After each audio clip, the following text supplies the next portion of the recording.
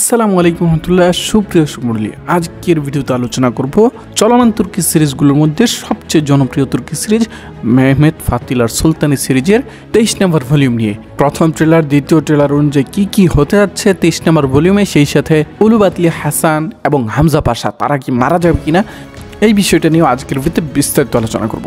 সুপ্রিয় সুমুরলি, প্রথমে আমরা আলোচনা করব উলুবাতলি হাসান এবং হামজা পাশা কি মারা যাবে কিনা এই বিষয় নিয়ে। ইতিহাস অনুযায়ী উলুবাতলি হাসান মারা যাবে কনস্টান্টিনোপল বিজয়ের সময়, আর হামজা পাশা মারা যাবে 1459 সালে।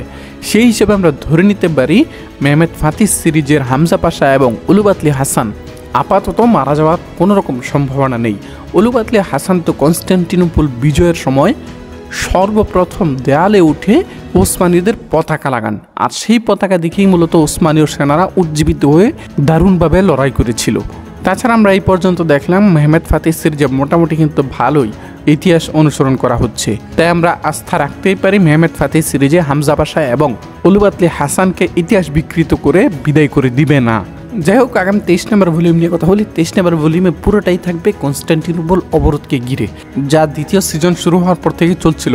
আসলে কনস্টান্টিনোপল অবরোধ আর হুটহাট করে হয় না, এটা বিশাল একটা প্রস্তুতির ব্যাপার ছিল, তাছাড়া ব্যাপক পরিসরে ছিল, যার কারণে অনেকগুলো ভলিউম লাগিয়ে দেখানো হচ্ছে কিভাবে অবরোধটা শুরু করা হয়। তো আগামী ভলিউমে মূলত ফাইনালি অবরোধটা করা শুরু হবে।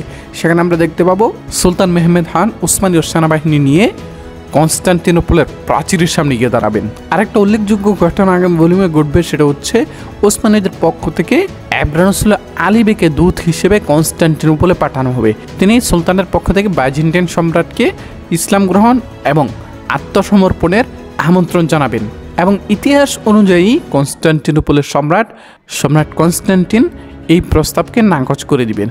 বলতে পারেন এব্রানুসুল্লাহ আলীবের একটি আগুন ঝরা সিন কিন্তু আগামী এপিসোডে থাকবে। প্রত্যেকটা এপিসোডে আমরা দেখতে পাচ্ছি প্রত্যেকের জন্য কিন্তু আলাদা আলাদা স্ক্রিপ্ট, আলাদা আলাদা স্ক্রিন টাইম, সব কিছু কিন্তু অন্যরকমভাবে রাখা হচ্ছে।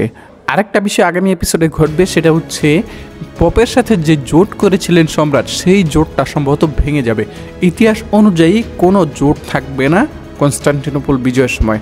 সুতরাং গত 22 নম্বর ভলিউমে ওসমানীয় গোয়েন্দা ফাতেমা হাতুনের মাধ্যমে যে কার্ডিনালকে হত্যা করা হয়েছে, এর ধারা কিন্তু পোপের সাথে যে চুক্তি করা হয়েছিল সেই চুক্তিটা ভেঙে যাবে।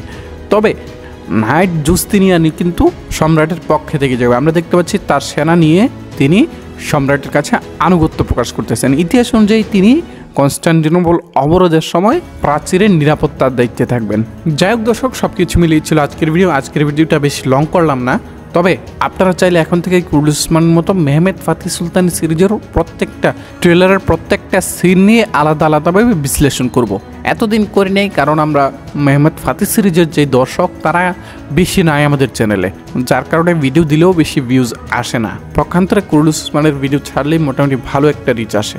তাই আপনাদের কাছে অনুরোধ থাকবে, মেহমেত ফাতিহ সিরিজের যারা দর্শক আছেন, আপনাদের কাছে যার কাছে এই সিরিজটা প্রিয়, আপনারা আমাদের এই ভিডিওগুলো বেশি বেশি শেয়ার করবেন। এতে করে মেহমেত ফাতিহ সিরিজের অন্যান্য দর্শকরাও আমাদের চ্যানেলে চলে আসবে, আর এতে কিন্তু আমাদেরকে পরবর্তী ভিডিও বানাতে উৎসাহ প্রদান করবে।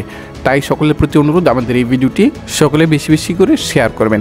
দর্শক, আজকের ভিডিওটি এ পর্যন্তই। দেখা হচ্ছে সোনালী ঋতুতে অন্য কোনো ভিডিওতে, সে পর্যন্ত আমাদের সাথেই থাকবেন। আসসালামু আলাইকুম ওয়া রাহমাতুল্লাহ। মোল্লাবাজার অনলাইন শপে চলে আসলো আবারও নতুন করে নতুন ডিজাইনের আংটি। বাংলাদেশের যে কোনো প্রান্ত থেকে একদম ঘরে বসেই আপনার আঙুলের সাইজ অনুযায়ী স্ক্রিন দেওয়া নাম্বারে যোগাযোগ করে এই পণ্যগুলো কিনতে পারেন। আমরা সারা বাংলাদেশেই হোম ডেলিভারি দিই।